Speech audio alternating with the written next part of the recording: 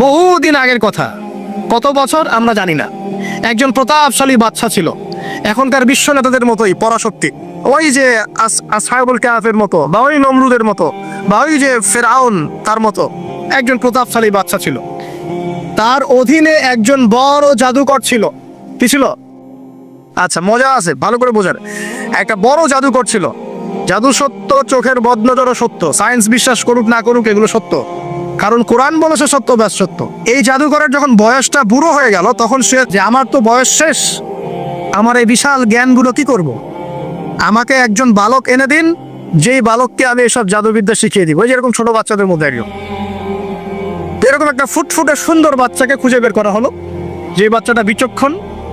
একে নিয়ে আসা হলো জাদুকরের কাছে। এবার জাদুকর তাকে জ্ঞান শেখায়, জাদু শেখায়, জাদু শেখাতে শিখাতে শিখাতে শিখাতে সে একটু পরিণত হচ্ছে, মানে কৈশোরে পদার্পণ করল। এখন সে যখন জাদু শিখতে আসে, আসার পথে রাস্তায় দেখে একজন পাদ্রী আছে। পাদ্রী মানে কি? পাদ্রী মানে দরবেশ, মানে যে আল্লাহ বিশ্বাস করে, হয়তো আগেকার আসমানি কিতাবে সে বিশ্বাস করতো। এমন একজন পাদ্রীর সন্ধান সে পায়। সেই পাদ্রীর কাছে গিয়ে বসে, সেই পাদ্রী তাকে আসমানি কিতাবের যে মর্ম, যে বাণী, এগুলো শোনায়। তার কাছে খুব ভালো লাগে যে মাশাআল্লাহ, এটা ইমানের স্বাদ। যে যখন কোরআন শুনি আমাদের ভালো লাগে না, আসমানি কিতাব যখন শোনে তার কাছে ভালো লাগে। সে বলে যে আমি এটা শিখতে চাই। তখন এই পাদ্রী তাকে বলে, তুমি তো জাদু শিখতে যাও এই বাদশার দরবেশের কাছে, বাদশা জাদুকরের কাছে, যদি ওরা জানতে পারে তাহলে তো সমস্যা। তাহলে উপায় কি? যখন তুমি ওখানে যাবে, যখন দেরি হয়ে যাবে, তখন বলবে বাসার থেকে বের হতে দেরি হয়েছে, বাসার থেকে বের হতে দেরি হয়েছে। আর আমার এখানে বসে যখন বাসায় যাবে, তখন বাসায় গিয়ে বলবে যে ওখান থেকে, ওই যে জাদুকরের কাছ থেকে আসতে দেরি হয়েছে। মানে কৌশল অবলম্বন করতে তিনি শিক্ষা দিলেন। এখানে আমাদের নসিহত আছে, সবসময় তো আর মানে একই রকম করে চললে হবে না, কৌশলের প্রয়োজন আছে না? উদউ ইলা সাবিল রাব্বিকা বিল হিকমা, হিকমার দরকার আছে না? সত্য থেকে সরে গিয়ে নয়, কিন্তু কৌশল তো করার দরকার আছে। তারপর সামনে যান। এবার এই বাচ্চা খুব সুন্দর করে ব্যালেন্স করলো, একবার এখানে যায়, একবার ওখানে যায়। এই করতে করতে ওই যে জাদুকরের ইন্তেকাল হয়ে গেল, মারা গেল জাদুকর। এবার এই বাচ্চার কাছে মাশাআল্লাহ অনেক ইলম কালাম আছে। এদিকে সে পাদ্রীর জ্ঞানে দীক্ষিত হচ্ছে। দীক্ষিত হতে হতে তার মধ্যে আল্লাহ পাকের প্রতি একটা পরিপূর্ণ ঈমান চলে আসে। সে মুসলিম হয়ে গেল, আলহামদুলিল্লাহ। তো মুসলিম হওয়ার পরে একদিন সে যখন বাচ্চার কাছে যাচ্ছে, রাস্তায় একটা বিশাল জন্তু দেখা যাক। বিশাল জন্তু, কিরকম জন্তু আমরা জানি না। ঠিক আছে, দাব্বাতুল আরদ সামনে বের হবে। কিয়ামতের 10টা নিদর্শন আছে বড় বড়, তার মধ্যে একটা হচ্ছে দাব্বাতুল আরদ, জমিন থেকে পুরো একটা প্রাণী বের হবে। আর এখন মানুষ এগুলো বিশ্বাস করবে না, আমি জানি। 2 দিন পর নাসা যখন বলবে তখন বিশ্বাস করবে। কথা কি বুঝতে পারছেন? তবে প্রাণী এই পৃথিবীর নিচে আছে।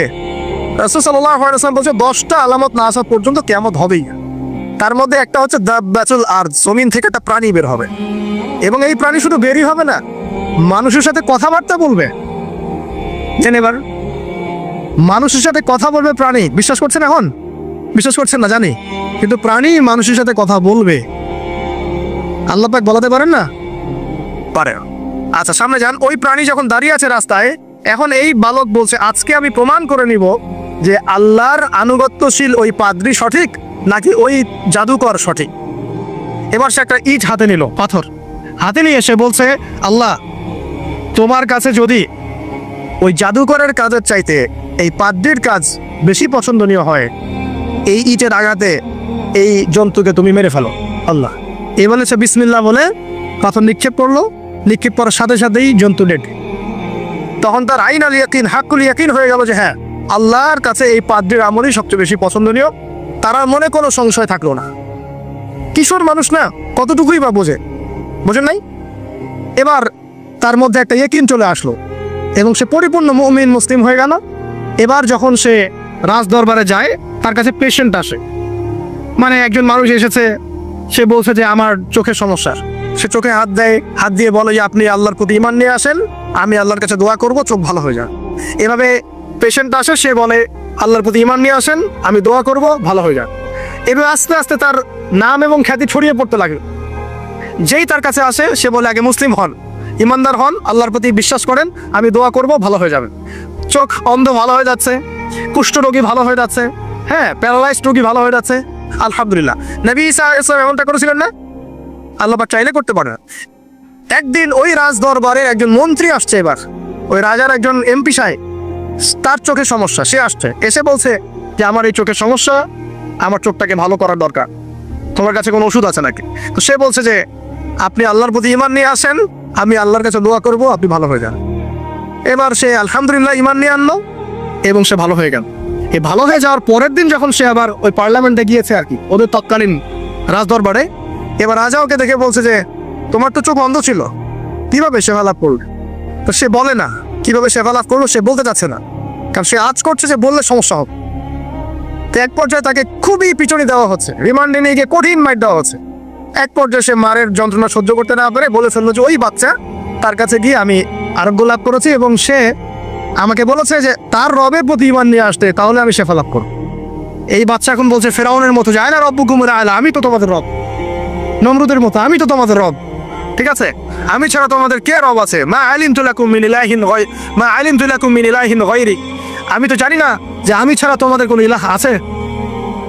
এবার এই লোকটাকে হত্যা করা হলো, এই এমপি সাহেবকে হত্যা করা হলো, বিকজ সে ঈমান নিয়ে আস। এবার সেই বালককে ডেকে আনা হচ্ছে, বলা হচ্ছে বলো তুমি নাকি তোমার রবের নাম দিয়ে মানুষের ট্রিটমেন্ট করা শুরু করেছো? তখন সেই বালক বলছে হ্যাঁ, আমি এক আল্লাহর প্রতি বিশ্বাস করি এবং তার রাসূলের প্রতি বিশ্বাস করি, তার প্রেরিত আসমানি কিতাবে বিশ্বাস করি। এখন রাজা বলছে আমি ছাড়া তোমাদের কোনো ইলাহ আছে আমি তো জানি না। এই সৈন্যবাহিনী শোনো, এই বালককে ধরো, ধরে নিয়ে গিয়ে উঁচু পাহাড়ে নিয়ে যাও, ওখান থেকে ফেলে দাও। কথা বুঝতে পারছেন? এবার তাকে নিয়ে যাওয়া হলো, ক্রস ফায়ার দেওয়া হবে, এবার উপরে নেওয়া হয়েছে, একদম পাহাড়ের উপরে। এবার ওই বালক উপরে উঠে একটা দোয়া করছে, এই দোয়াটা সবাই শিখে নেন। ওই বালক উপরে উঠে দোয়া করছে আল্লাহুম্মা কফিনিহিম বিমা শি'তা, আল্লাহুম্মা কফিনিহিম বিমা শি'তা, আল্লাহুম্মা কফিনিহিম বিমা শি'তা। পাহাড় থরথর করে কাঁপা শুরু করলো এবং ওই সৈন্যবাহিনী পাহাড় থেকে পড়ে গেল, বালকের কিচ্ছু হলো না। আমি কিন্তু বানোয়াট কোনো গল্প বলছি না, এটা কোরআন থেকে বলছি এবং এটা তাফসীর, আপনি যে কোনো তাফসীর পড়েন, মারিফুল কোরআন, তাফসীর ইবনে কাসির, জালালাইন পড়ে দেখেন, জাস্ট পড়ে দেখেন আমার সাথে ডিবেট করার আগে। এবার সে বালক হেঁটে হেঁটে চলে আসলো রাজদরবারে। আবার কি ব্যাপার, তুই বড় নাই? না, আল্লাহ আমাকে বাঁচিয়েছে, আমার রব আমাকে বাঁচিয়েছে। আবার পাঠানো হচ্ছে আরেক দল সেনাবাহিনীকে নিয়ে, যাও এবার ওকে সমুদ্রে নিয়ে এলা, সমুদ্রের মাছ সমুদ্রে ডুবিয়ে দিবে একটা। আবার সে ওখানে গিয়ে বলল আল্লাহুম্মা কফিনিহিম বিমা শি'তা, হে আল্লাহ, অর্থ হচ্ছে হে আল্লাহ, আমার বিপক্ষে যারা আছে আপনি যা দিয়ে ইচ্ছা ওদের বিরুদ্ধে আমাকে সাহায্য করেন। অর্থাৎ হচ্ছে এমন, আল্লাহুম্মা কফিনিহিম বিমা শি'তা, আল্লাহ আপনি আমার জন্য যথেষ্ট হয়ে যান, ওদের বিরুদ্ধে আমার জন্য যথেষ্ট হয়ে যান, যা ইচ্ছা তাই দিয়ে আপনি হেদায়েত করুন, মানে আমাকে হেফাজত করুন, ঠিক আছে? আল্লাহুম্মা কফিনিহিম বিমা শি'তা, ছোট্ট দোয়া। এবার ওই সমুদ্র উত্তাল হওয়া শুরু করলো এবং ওরা জাহাজ থেকে পড়ে গেল। এই বাচ্চা সেফলি আবার চলে আসলো রাজদরবারে, বিশ্বাস করছেন না? চলে আসলো। এবার আসার পরে বলছে শোনেন, আমাকে এভাবে মারতে পারবেন না, আমাকে এইভাবে মারা যাবে না, আমি আপনাদেরকে বলে দিচ্ছি কিভাবে আপনি আমাকে মারতে পারবেন। তো বাচ্চা বলছে কিভাবে মারতে পারবো বলো? তখন সেই বাচ্চাটা বলছে যে আপনি সমস্ত এলাকার মানুষকে এক জায়গায় জড়ো করবেন, মানে পুরো নেশনের যত মানুষ সবাইকে একটা মাঠে নিয়ে আসবেন, মাঠের মাঝখানে একটা গাছ রোপণ করবেন বা একটা কিছু স্তম্ভ নির্মাণ করবেন, সেখানে আমাকে বেঁধে ফেলবেন। বেঁধে ফেলার পরে আমার এই ধনুক থেকে একটা তীর বের করবেন, তীর বের করে আপনি নিজ হাতে এই তীরটাকে নিশানা দিবেন, দিয়ে বলবেন বিসমিল্লাহ আল্লাহর নামে, বিসমিল্লাহ আল্লাহর নামে, বিসমিল্লাহি রব্বি হাযাল গোলাম বলে ছুড়বেন। অর্থ হচ্ছে আমি এই রবের, আমি এই বাচ্চার রব, আমি এই বাচ্চার রব আল্লাহর নামে তীর ছুড়লাম, এটা বলে তীরটা নিক্ষেপ করবেন, তাহলে আমি মরবো, তার আগে মরবো না। কথা কি বুঝতে পারছি? এবার তাই করা হলো, সমস্ত এলাকার মানুষকে এখানে জড়ো করা হলো। কথাটা ভালো করে বোঝেন, সমস্ত এলাকার মানুষ মানে কি? ওই এলাকার সব মানুষ, মানে মুমিন কাফের যে আছে সবগুলাকে একত্রিত করা হলো। করার পরে বাচ্চাটাকে এভাবে একটা জায়গায় বেঁধে দেওয়া হয়েছে, খেজুর গাছে, তাফসীরে এসেছে খেজুর গাছে। এবার সে এখান থেকে তীর বের করে বাদশা বলছে বিসমিল্লাহি রব্বি হাযাল গোলাম, নিক্ষেপ করলো। তীরটা ঠিক, আল্লাহ পাকের দৃষ্টি দেখেন এত সূক্ষ্ম, ওইটাই বর্ণনা করছেন, তীরটা ঠিক বাচ্চার এই জায়গায় লেগেছে, এই যে মাথার এইখান থেকে লেগে এদিকে বের হয়ে গেছে। হ্যাঁ কি বুঝি না, ছেলেটা বাচ্চা বাচ্চা, ওই বাচ্চা ছেলেটার এই যে কপালের এই পার থেকে এই পার পর্যন্ত তীর চলে গেল এবং বাচ্চাটা শহীদ হয়ে গেল আলহামদুলিল্লাহ। এবং এই বাচ্চাটা যখন মারা গেল বা শহীদ হয়ে গেল, আর সারা এলাকার মানুষ কি দেখলো? দেখলো যে বাচ্চা তাকে দুইবার চেষ্টা করে মারতে পারে নাই, কিন্তু তার রবের নাম যখন নেওয়া হয়েছে, আল্লাহর নাম নেওয়া হয়েছে, মারতে পেরেছে। দেন পুরো এলাকার সমস্ত মানুষ মুসলিম হয়ে গেল আলহামদুলিল্লাহ। একজন বাচ্চার জীবনের বিনিময়ে সমস্ত এলাকার মানুষ ইসলামের হেদায়েত পেয়ে গেল আলহামদুলিল্লাহ। এবার বাচ্চার মাথা তো আরো খারাপ, একটাকেই সামলাতে পারছিলাম না, এবার তো সমস্ত এলাকার মানুষ মুসলিম হয়ে গেছে। এখন কি করবেন? এখন সেনাবাহিনীকে আদেশ করা হয়েছে সমস্ত মানুষগুলোকে জড়ো করে একটা গর্ত খোঁড়ো, একটা গর্ত খুঁড়ে সেখানে আগুন জ্বালাও, আগুন জ্বালিয়ে সমস্ত মানুষকে ফেলে দাও। দৃশ্যটা কি কল্পনা করতে পারছেন? একটা পুরো এলাকার মানুষকে একটা মাঠের মধ্যে একত্রিত করে সেখানে আগুন জ্বালিয়ে সবাইকে সেখানে ফেলে দেওয়া হলো এবং তারা চতুর্দিক থেকে এটাকে অবলোকন করতে লাগলো, মজা উপভোগ করতে লাগলো। এটাই আল্লাহ পাক বলছেন, কুতিলা আসহাবুল উখদুদ ইয হুম আলাইহা কুউদ ওয়া হুম আলা মা ইয়াফআলুনা বিল মুমিনিনা শুহুদ।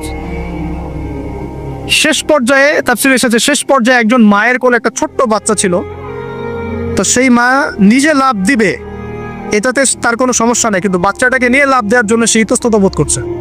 তখন আল্লাহ রাব্বুল আলামিন সেই ছোট্ট বাচ্চাটার কোলে, সেই ছোট্ট বাচ্চাটার জবানের মধ্যে আল্লাহর কুদরত নিদর্শন নাজিল করলেন। ওই বাচ্চাটা কথা বলা শুরু করলো। সেই বাচ্চাটা বলল, লা তাখাফি ইয়া উম্মা, এটা শব্দটা এমন এসেছে, ইয়া উম্মা, হে আমার মা, লা তাখাফি, তুমি ভয় করো, ফাইন্নাকি আলাল হক, কারণ আপনি সত্যের উপর আছেন, লাভ দিন। যারাই সে অগ্নিকুণ্ডে সেদিন লাভ দিয়েছে তারাই জান্নাতের স্বাদ পেয়েছে আলহামদুলিল্লাহ। এই হলো আসহাবুল উখদুদের ঘটনা, যেটা আল্লাহ রাব্বুল আলামিন সূরা বুরুজের মধ্যে বলেছেন। এখানে একটাই শিক্ষণীয় বিষয়, ঈমান এর শক্তি একজন ছোট্ট বালকের মধ্য দিয়ে কিভাবে আল্লাহ রাব্বুল আলামিন পুরো ন্যাশনকে হেদায়েত করতে পারেন, এবং আল্লাহ রাব্বুল আলামিন সমস্ত পরিকল্পনার উপরে মহা পরিকল্পনাকারী, এবং আল্লাহ সুবহানাহু ওয়া তাআলা তাদেরকে চিরস্মরণীয় করে রেখেছেন কোরআনের পাতায়। কিয়ামত পর্যন্ত মানুষ এই ঘটনা করবে, তাদের থেকে শিক্ষা গ্রহণ করবে না? আল্লাহ রাব্বুল আলামিন সবচেয়ে বেশি স্মার্ট না আমরা সবচেয়ে বেশি স্মার্ট? এরপরে আল্লাহ রাব্বুল আলামিন বলছেন যে তারা ঈমান আনা ছাড়া অন্য কোনো অপরাধ করে নাই। এই মুমিন যারা ছিল, আগুনে লাফ দিয়েছে, এদের কি কোনো অপরাধ ছিল? এদের কোনো অপরাধ ছিল? কি অপরাধ ছিল? তারা শুধুমাত্র কি ছিল? মুমিন ছিল। ঈমান আনার ফলে তাদের এই পরিণতি হয়েছে, তাদেরকে অগ্নিকুণ্ডে লাফ দিতে তারা বাধ্য হয়েছে। যারা দিয়েছে তারা কি জান্নাতি বা জাহান্নামী? জান্নাতি। ওই যে বালক যে একা দৃষ্টান্ত স্থাপন করে গেল এবং পুরো নেশনকে হেদায়েত দিয়ে গেল, এই বালক সফল না ব্যর্থ? আল্লাহ রাব্বুল আলামিন যদি চান তাহলে এরকম একজন দুইজন মানুষকে দিয়েও পুরো নেশনকে হেদায়েত করাতে পারে, এবং যেটা হয়ে গেছে আগে সেটা এই যুগেও সম্ভব না? শুধু সম্ভবই না, বরং আপনাদের চোখের সামনে এটা হয়েছেও, কিন্তু আপনারা সেটা বুঝতে পারেন নাই। আপনাদের চোখের সামনে যুগের পর যুগ এমন ঘটনা ঘটেছেও, কিন্তু আপনারা হয়তো বুঝতে পারেন নাই, ধরতে পারেন নাই।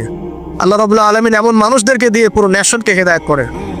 কিছু মানুষকে আল্লাহ পাক পরীক্ষায় ফেলেন, তাদের মধ্য দিয়ে আল্লাহ পুরো নেশনকে হেদায়েত করতে পারেন আলহামদুলিল্লাহ। তো আল্লাহ পাক এখানে বুরুজ বিশিষ্ট আসমানের কসম করে বলছেন, ওয়াল ইয়াউমিল মাউউদ, এবং আমি আরো কসম করছি প্রতিশ্রুত দিনের। ইয়াউম মানে দিন, মাউউদ মানে হচ্ছে যেই দিনটার ওয়াদা করা হয়েছে, মানে প্রতিশ্রুত দিন। এটা কোন দিন? কিয়ামতের দিন। শুকরিয়া। ওয়াল ইয়াউমিল মাউউদ মানে হচ্ছে কিয়ামতের দিনের কসম। আর কিয়ামতের দিনটা কি? একটা বাক্য উত্তর হচ্ছে ইয়াউমা লা তামলিকু নাফসুন লিনাফসিন শাইআ। কিয়ামতের দিন এমন একটা দিন যেদিন কোনো নফস, মানে কোনো সত্তা অন্য কোনো সত্তার যাররা পরিমাণ উপকার করতে পারবে না। ইয়াউমা লা তামলিকু নাফসুন লিনাফসিন শাইআ ওয়াল আমরু ইয়াউমাইযিন লিল্লাহ, যেদিন সমস্ত কিছুর দায়িত্ব, আমর, কর্তৃত্ব শুধুমাত্র আল্লাহ পাকের হাতে থাকবে। এই হলো কিয়ামতের দিন। এখানে কোনো পলিটিক্যাল সম্পর্ক চলবে না, কোনো বংশের সম্পর্ক চলবে না, রক্ত, বর্ণ, জাতীয়তাবাদ চলবে না। চলবে কি? ঈমান এবং আমল। ঈমান এবং আমল, এর উপরে আল্লাহ পাক যাকে রহম করবেন সেই জান্নাতে যেতে পারবে। মানুষ তার আমলের বদৌলতেও জান্নাতে যাবে না। মানুষ তার আমলের বদৌলতে কখনো জান্নাতে যাবে না যদি না আল্লাহ পাক তাকে রহম করেন। একজন আবেদ ব্যক্তির ঘটনা আছে, এগুলো সহিহ হাদিসের মধ্যেই আছে। 500 বছর আল্লাহ পাকের ইবাদত করেছিল। কত বছর? 500 বছর। তাকে যখন বলা হচ্ছে যে তুমি আল্লাহর রহমতে জান্নাতে যাও, সে বলে বসেছিল যে, বা বলে বসবে কিয়ামতের মাঠে যে আমার আমলের বদৌলতে। তখন আল্লাহ রাব্বুল আলামিন তাকে ডেকে বলবেন যে তোমার সব আমলগুলোকে এক পাল্লায় রাখা হবে, আর আমি তোমাকে যে নেয়ামতগুলো দিয়েছিলাম সেগুলো এখন এক পাল্লায় রাখা হবে।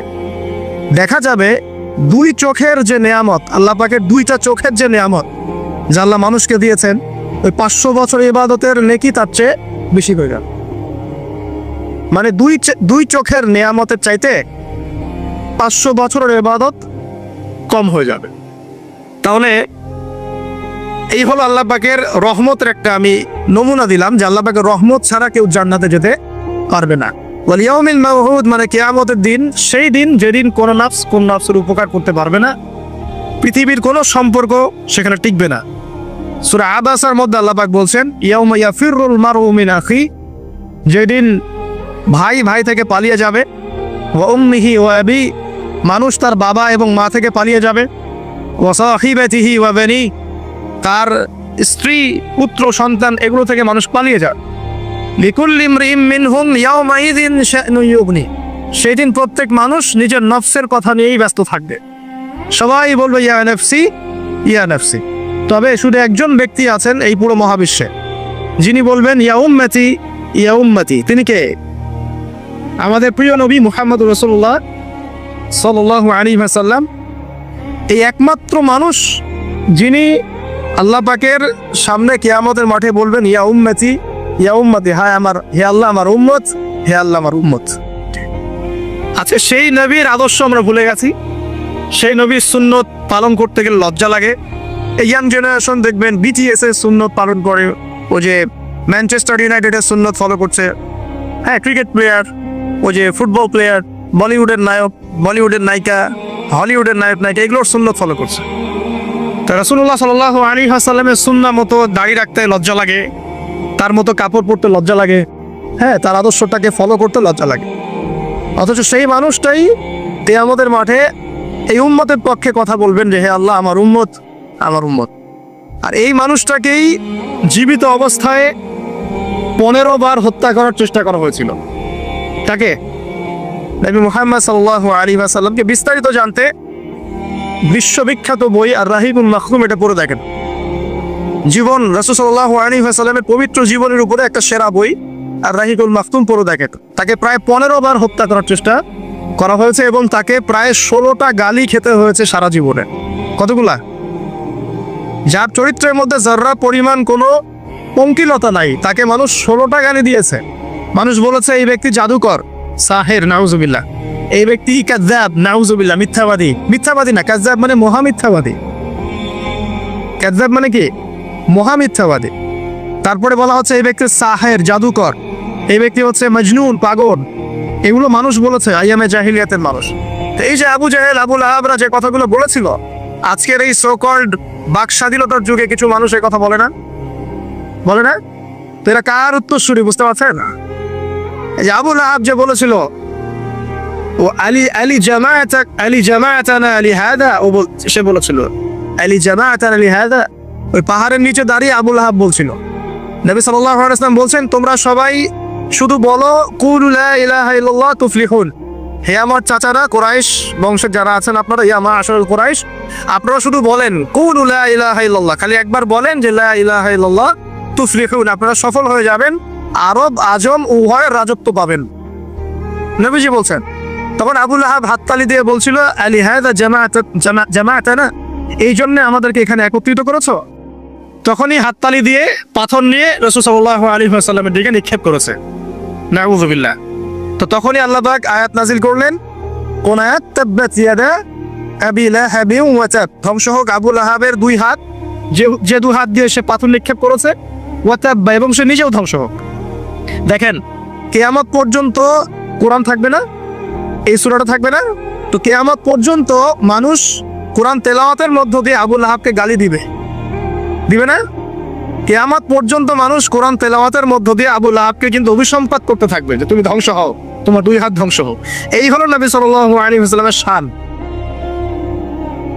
তাকে কষ্ট দিচ্ছে মানুষ, বলছে যে মুহাম্মদ সাল্লাল্লাহু আলাইহি ওয়াসাল্লাম এমন ব্যক্তি যার সন্তান জীবিত থাকে না, পুত্র সন্তান জীবিত থাকে না।